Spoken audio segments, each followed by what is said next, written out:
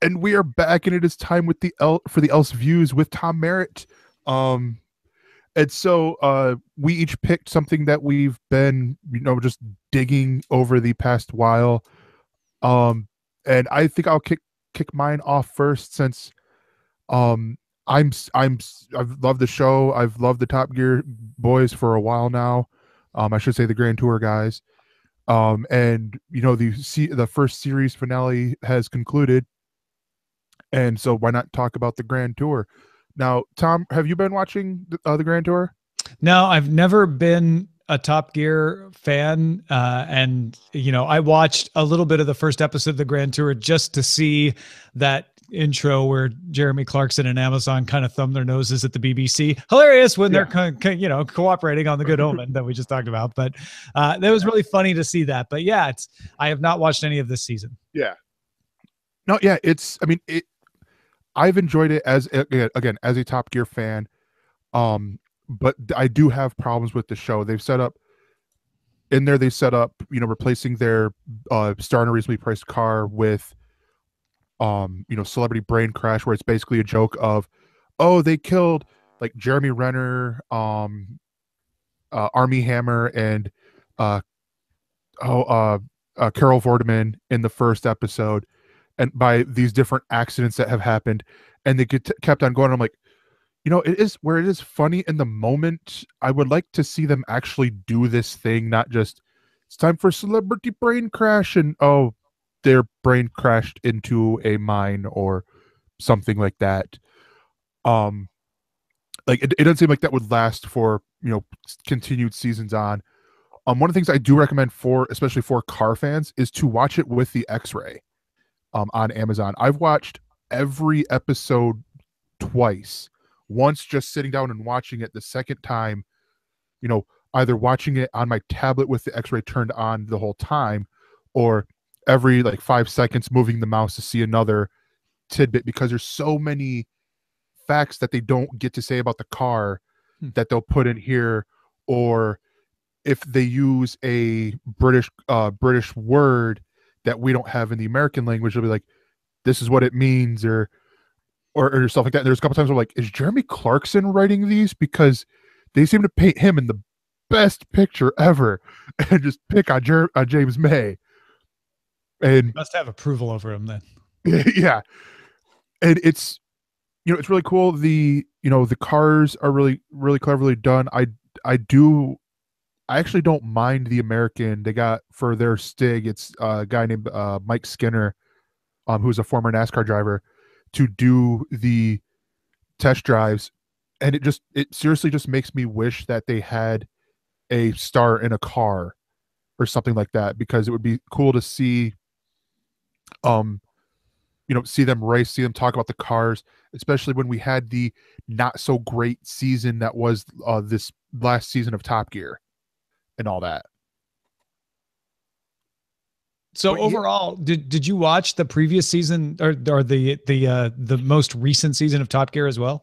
Yes. Yeah, with Chris Evans from England, not Captain America, and Matt LeBlanc, and it was good.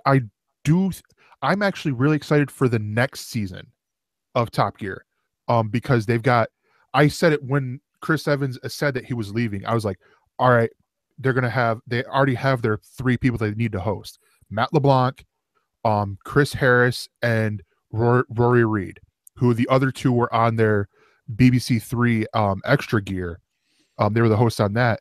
And it's like, you get those 3 guys together, you have the new James May, Richard Clarkson, Jeremy Clarkson and Richard Hammond for this next generation. So it's almost like a palate cleanser season.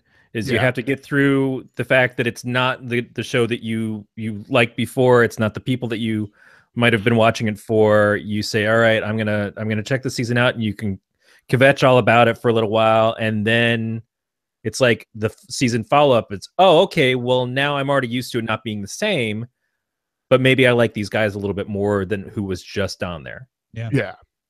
Shout out to Rory Reid too, CNET alum from CNET UK, who's made good. I'm very excited to see that.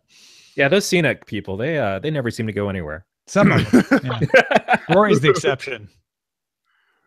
But yeah, so that's my ElseView. Corey, what do you got? I just briefly last night, I've been wanting to check out the series, and I brought it up before we started the show tonight. You and Beatmaster hadn't even heard of it. It's a Netflix exclusive series called Travelers. It stars Eric McCormack and a bunch of people that I've unfortunately never heard of before. Mackenzie Porter, Nessa Cooper. I only watched the pilot. And so one of the things that's going on right now is I'm a little bit tired of time travel stories, because I feel like, especially on shows like The Flash, where when you start to introduce time travel into the show, that suddenly becomes all that the show is about. I find that a little unfortunate. And it's been so many time travel shows have been popping up. There's a new one that's based off of Time After Time that's coming out, which I really loved that movie when I was a kid. But I'm not sure if I want to watch a continuing series about it. There's the one that's on NBC, which I think is Timeless. There's been a few. This comes at it from a different side. So this series is people that are about to hit their expiration point, meaning they're about to die. Instead of just completely dying, someone jumps into their body, a la Quantum Leap. Someone from the future. So in the future, which I, at this point of the show, have not seen, they realize that things have gotten really bad. Most of humanity has been wiped out. They're trying to go back and course correct the planet to fix this before it happens.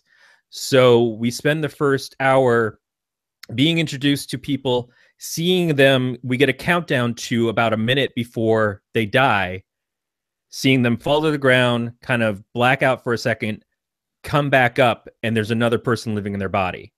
Now, one of the actresses, the main character that we see first, is she's got some learning disabilities. She can't read. She stutters. She works at a library.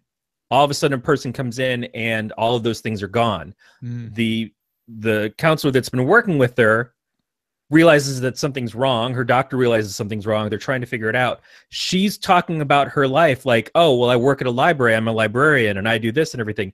But it turns out that all of the things that they understand about what her life was like was actually false. It was a fake identity kind of set up through her Facebook to make her feel a little bit more normalcy. So she's trying to deal with that. Another one of the characters, she's a mom. Her husband is an abusive husband who's also a cop. He comes in, punches her. Basically, that's what kills her. But the new person comes in and takes over and is not putting up with this crap anymore. It's pretty good. And so we spend the first episode with a cop sort of investigating them, studying some things that are going on online and realizing there's some sort of conspiracy happening. He's trailing them around. And that leads into Eric McCormack's character becoming the fifth member of the group. It's pretty cool because it takes it in a different direction. Than it's not just time travel of jumping back and forth in time, trying to fix history that we've already seen. It's trying to fix history going forward. And I think that makes it a little bit more palatable. Really good characters, really good acting in it so far. The production values are good. But I think that what happened is that it just fell under the radar because there's so much good stuff coming out on Netflix that they're all kind of like blending into each other now, and you can't tell when something has hit the stream versus all the other stuff. Like the OA is on there right now. There's a bunch of other things that have been hitting. We just saw the commercial for the season 2 of Stranger Things, and that's all anybody wants to talk about. And I don't blame them because I'm all for that. But I feel like this is something that probably got overlooked and maybe deserves a little bit more recognition. It feels not dissimilar to how much I was enjoying the story of Sense8, although Sense8 is filmed in a different way that is just awe-strikingly beautiful. This isn't that, but it is pretty solid. Awesome. I honestly look forward to seeing that, or at the very least, you telling me more about it, as it has happened with other shows that we've mentioned. I'm like, oh wait, that sounds great. I should watch that. Completely forget about it. You mentioned it again. I'm like, oh yeah, that sounds really good. Tell me more. Yeah, in about 25 years, Tom and Ron Richards are going to do a podcast about it when it comes back. Yeah, when they do the reboot where they show people in the apocalypse before they leave. But I have a minor question about this, which is if the people die, how are you able to re-inhabit their body and not still have the problem that caused them to die? Well, that's the interesting thing. It's like it leads up to the point where they're about to die, and I think it solves it. One of them is supposed to die from a heroin overdose, and I think he shoots up, and it just doesn't quite happen in the way that it was supposed to. They cut it off at the second before. Eric McCormick's character, which is a spoiler for the first episode, is supposed to fall down an elevator shaft. They save him from doing that. Okay, all right. So in the wife's case, she was going to get beaten to death. She does get hit, and she does hit her head on a counter, but it was going to escalate. And because the other person comes in, it doesn't get to escalate. So they're essentially saving the body's life, but they don't feel bad because if they didn't do anything, that person would have died. They would have died anyway. So now this person who was no longer supposed to be a part of the past, they can use to influence it. Interesting. Yeah, I think what's going on with Netflix now is they aren't putting highlights on every original they have because they have so many. They really don't care. They're just hoping that the people who would like these shows will have them show up in their suggested, tab of shows, and then they don't need to go out and do a whole lot of other marketing. Yeah, I'm not even sure if there's a made by Netflix or a Netflix exclusive category so much as you're right. It's just like these things are trending, or these things are trending in sci-fi, these things are trending in horror. Based on the fact that you like such and such, we think you might like this too. Yeah, because I had to search for this. I didn't remember the name, but I knew that it starred Eric McCormick, and I was like, I want to see this. So what am I looking for exactly? Yeah. And it was nice to finally be on Netflix and look for something specific as opposed to just going through the list for 2 hours and falling asleep. I'm a big fan of time travel stories, but I know what you mean. Like a lot of people really like Timeless on NBC, and I couldn't get through the first episode. It just felt really cheap. Yeah, and I love the people that were in it, but the actors are great. The storyline was just, it felt such a rehash of so many other shows that are either on right now or that I've seen over time that I couldn't get into it.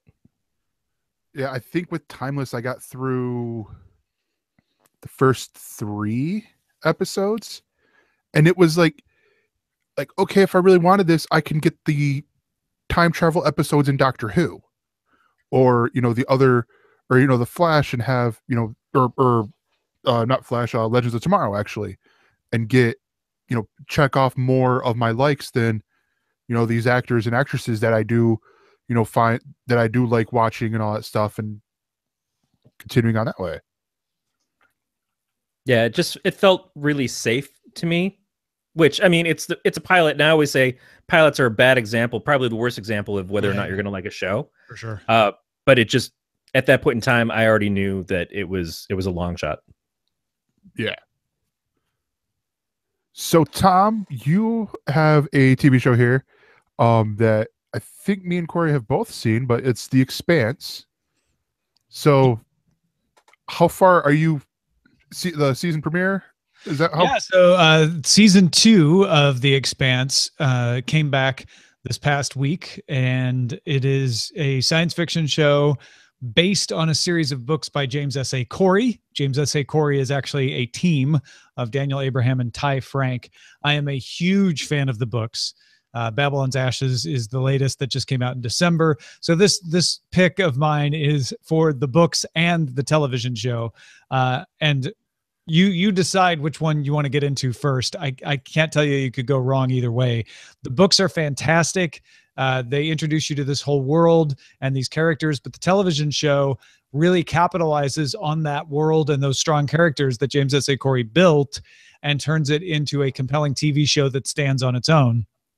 The rough version of it, both for the book and the TV show, is that Mars has separated from Earth sometime in the past, and so is trying to terraform Mars into becoming a new Earth-like planet.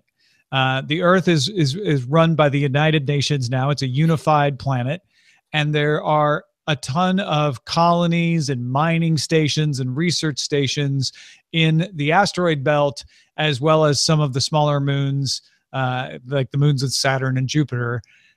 and those people are referred to as the Belters.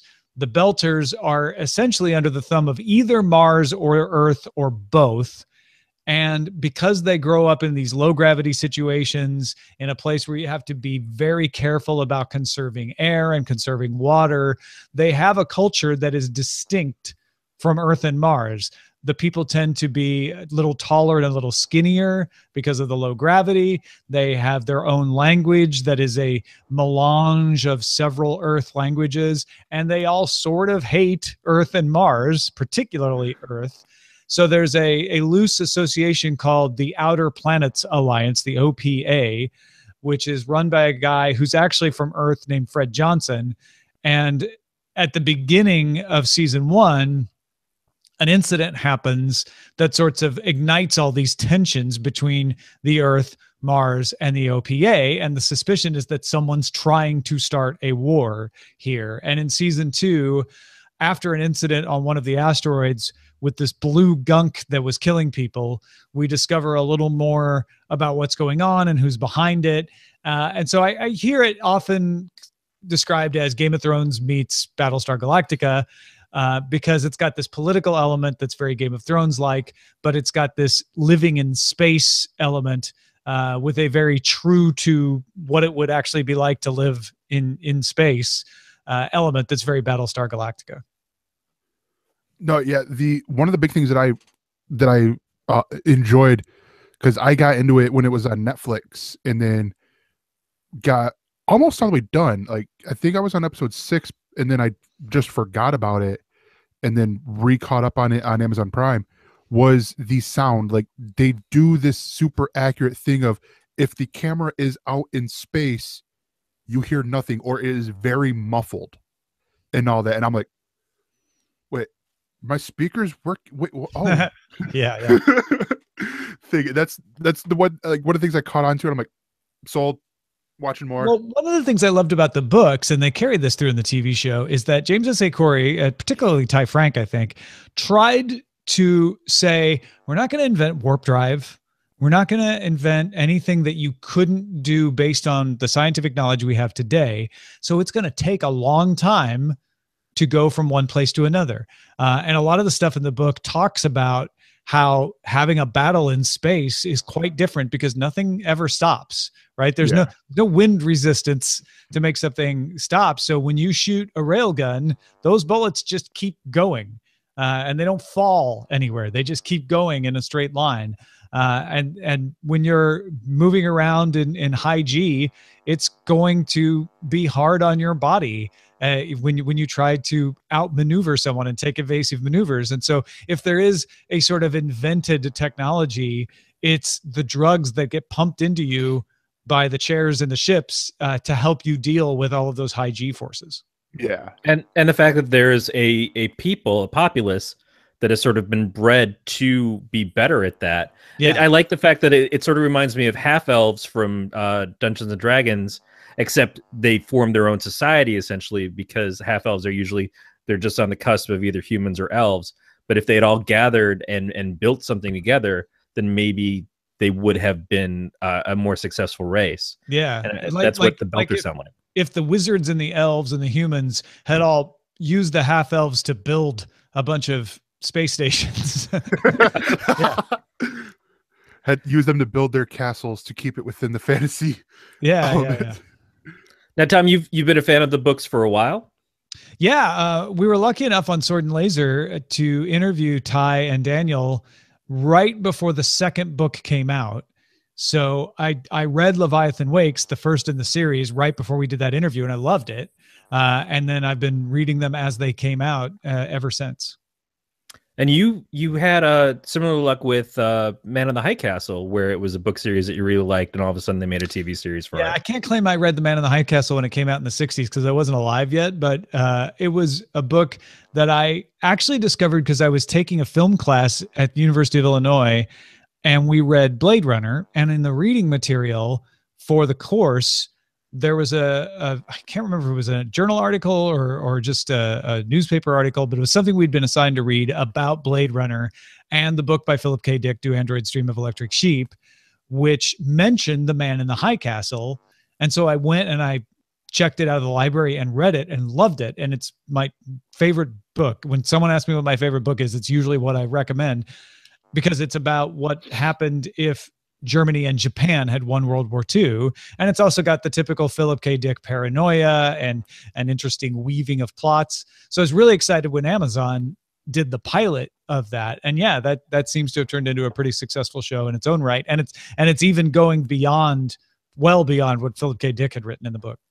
Yeah. So Hollywood needs to be paying attention to Tom Merritt's bookshelf, because apparently he picks all the great stuff that is now being made into TV series. When Memoirs Found in a Bathtub by Stanislav Lem is made into a TV show or movie series, then you'll know that I'm infallible. Nice. But yeah, and we'll have links to all 3 of our picks in our show notes. So yeah, that is it for the ElseViews. We will be right back.